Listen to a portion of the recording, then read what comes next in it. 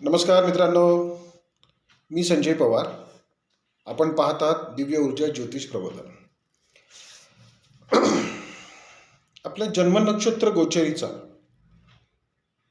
दैनंदिन पातळीवरती वेगवेगळ्या महत्त्वाच्या विषयांवरती किंवा त्या महत्त्वाच्या विषयांसंदर्भात आपल्याला सदुपयोग कसा साधला जाऊ शकतो या संदर्भातून एक 2-3 उदाहरणं देऊन तुम्हाला या व्हिडिओमधून जन्म नक्षत्र गोचरीचं महत्त्व समजून सांगायचा प्रयत्न करणार आहे.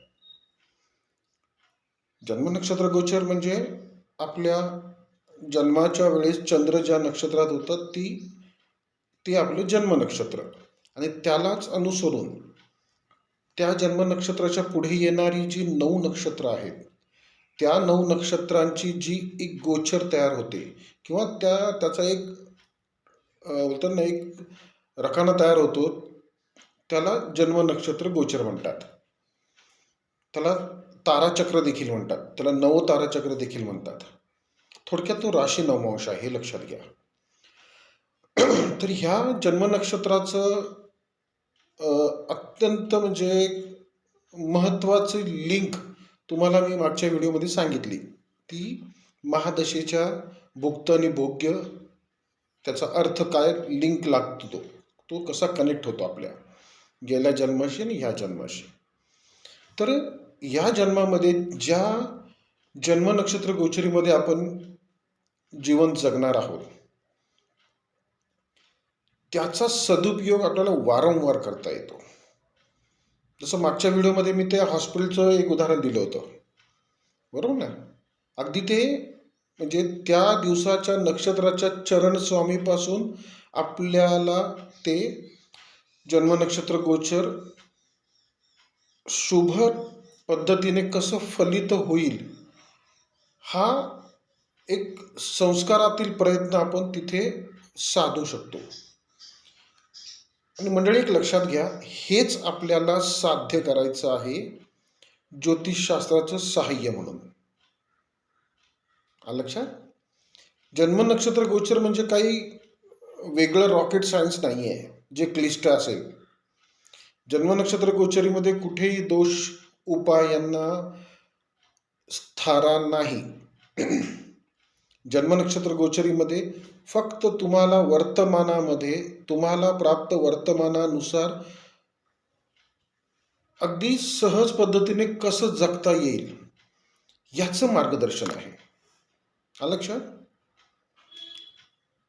मागच्या वेळेस तुम्हाला मी हॉस्पिटलचं म्हणजे ऑपरेशनचं उदाहरण दिलं होतं, ह्याच्याच मागच्या व्हिडिओमध्ये बहुतेक. दुसरं उदाहरण असं आहे, समजा आपल्याला तर टेंडर भरायचं आहे. हे म्हणजे थोडंसं व्यावसायिकतेला साथ देणार आहे. आपल्या त्या व्यवसायामध्ये आपल्याला जर टेंडर भरायचं असेल किंवा असं समजून चाला की एखाद्या चांगल्या कार्याची सुरुवात करायची असेल, शुभ कार्याची सुरुवात करायची असेल, म्हणजे दुकानाचं ओपनिंग असेल, आपल्या ऑफिसचं ओपनिंग असेल किंवा घरामध्ये एखादं कार्य असेल, त्या कार्याची शुभारंभ करायचा आपल्याला, किंवा घरामध्ये एखादं चांगला कार्यक्रम म्हणजे योजनेमध्ये आणायचं असेल, तर त्याची सुरुवात कशी करायची, कोणत्या वेळेस करायची, ती वेळ देखील शुभ आहे की नाही. कारण शुभ वेळेमध्ये जे कार्य आपण म्हणजे आरंभ करतो तर ते कार्य त्याच शुभतेला पुढे घेऊन जातं आणि आपलं कार्य निर्विघ्नपणे शुभतादायक ठरतं. थोडीशी मेहनत करायची आहे. मेहनत काय आहे तर नक्षत्र तर शुभ आहे. असं समजा की एखादं कार्य आपल्याला ज्या दिवशी करायचं आहे त्या दिवशी नक्षत्र तुम्हाला शुभ ठरणार आहे. तुम्हाला म्हणजे तुमच्या जन्म नक्षत्र गोचरीनुसार तुम्हाला एकतर ते जन्म नक्षत्र असेल किंवा संपत नक्षत्र असेल किंवा मग क्षेम नक्षत्र असेल किंवा मग साधक नक्षत्र असेल किंवा मग मित्र किंवा परममित्र नक्षत्र असेल. ते तुम्हाला साधक आहे, ते तुम्हाला मित्र आहे, परममित्र आहे, संपत आहे.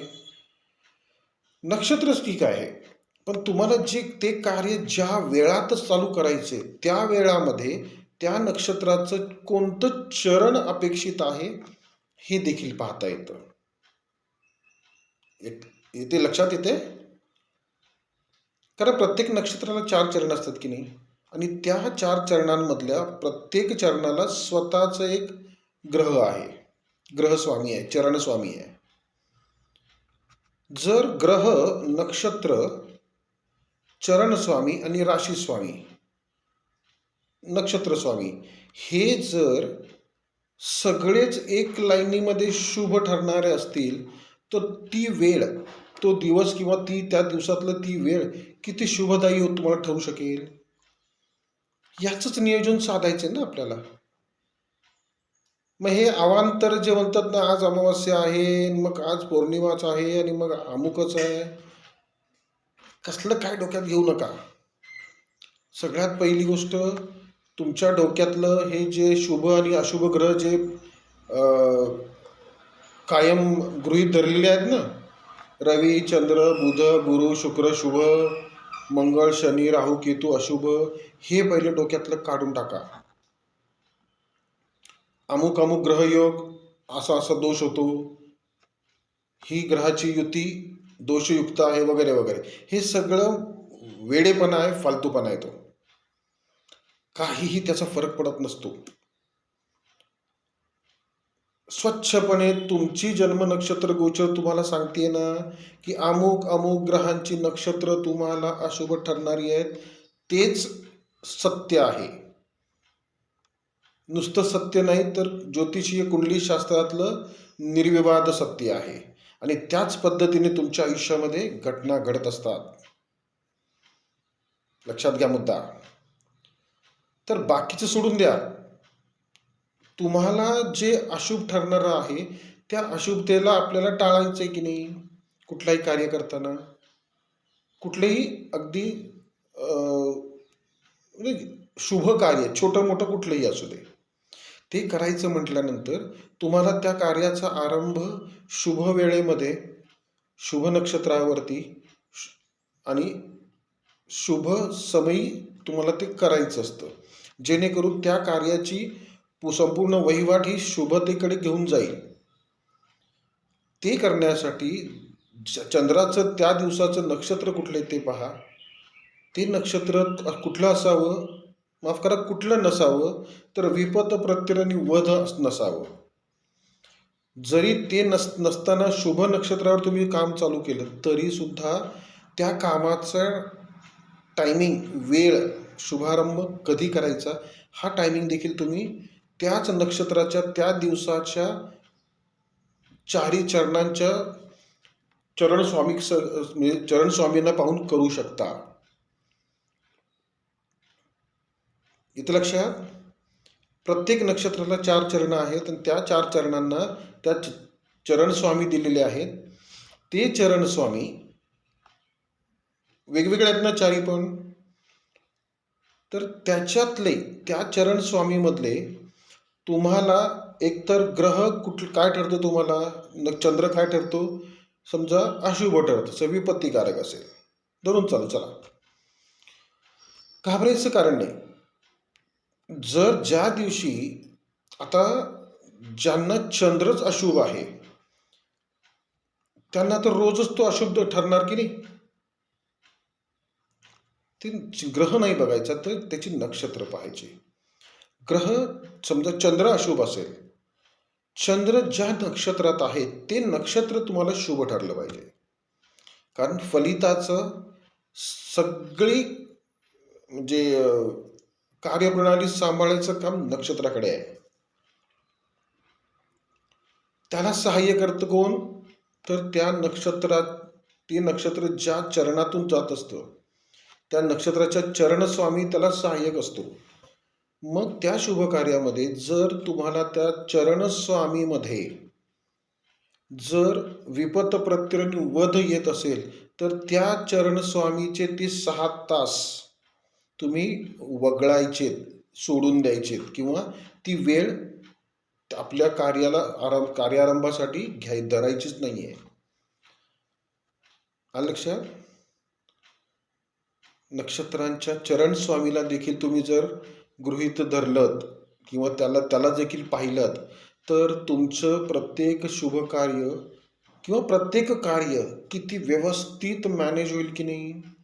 तुम्हाला त्याचं म्हणजे त्याच्यावर तुम्हाला त्यांना संतुलन साधता येईल आणि अगदी स्पष्टतेतून नकारात्मक वातावरणातला आपल्याला टाळता येईल.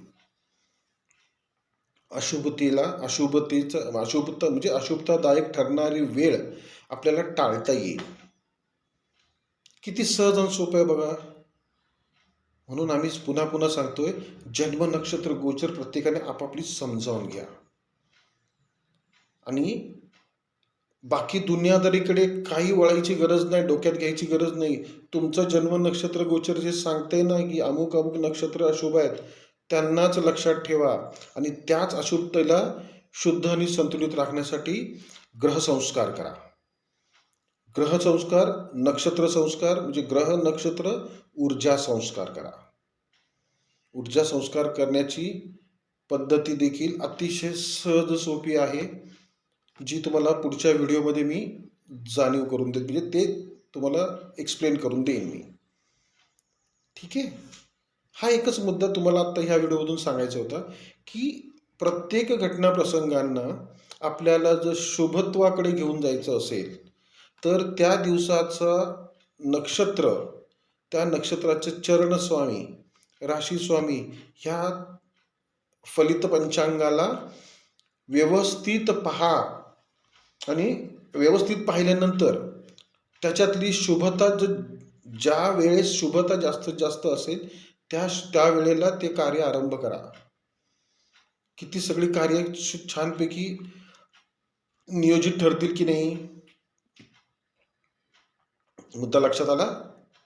थांबूया इथे आता.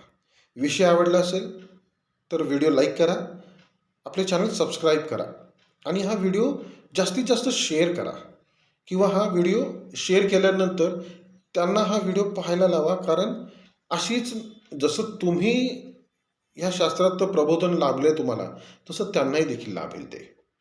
ठीक आहे ना. पुन्हा भेटू पुढच्या व्हिडिओमध्ये. तोपर्यंत ओम नमो आदेश. शुभम भवतु.